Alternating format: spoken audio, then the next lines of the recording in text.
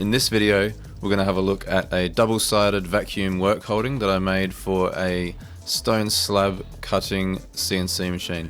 I custom made this unit for IPC Granite, where they manufacture premium stone bench tops.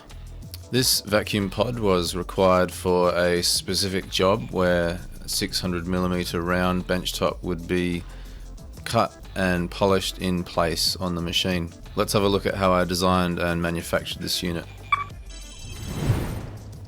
The customer specified a 400mm diameter and the height was industry standard 105mm as per this machine.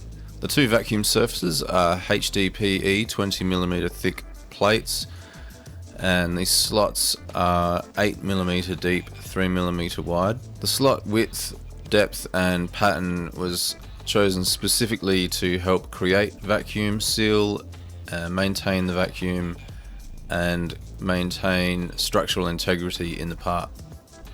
The gasket around the edge is 8mm nitrile rubber O-ring cord. The body is a monocoque style part. It's a dodecagonal prism that's CNC machined and folded and TIG welded 3mm aluminium sheet.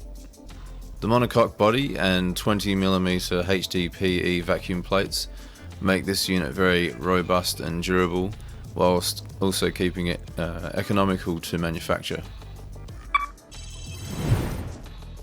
With the new vacuum generator installed on the machine, it was producing approximately 400 kilograms of force on both sides.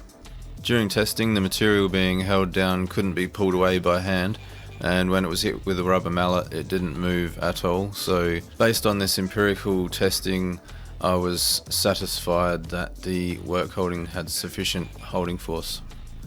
Unfortunately, I didn't have the resources available to test the limits of the holding force. When the unit was first turned on and tested, it was actually quite loud, and we knew this may be the case. So I added a silencer to the unit after speaking to the guys at Process Systems. They were quite helpful. By adding an adapter to increase the diameter from the exhaust port on the vacuum generator, we could add a large silencer so that that would not impede the flow through the vacuum generator, and therefore it would still have a similar amount of vacuum being created without having a silencer.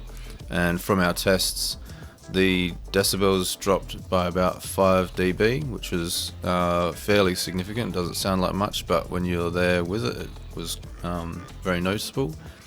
And the decrease in pressure was measurable, but it was not significant. I think it maybe dropped by about 10%, and the vacuum work holding still had enough holding force to be effective and work as required. So I'll put links in the description to some of the parts I used in this. They'd be more appropriate for Australian viewers, but for the rest of the world, that gives you an idea of what I've used on this if you want to look for alternative local supplies. And I'll leave it there for this one. Hope you found that useful and entertaining.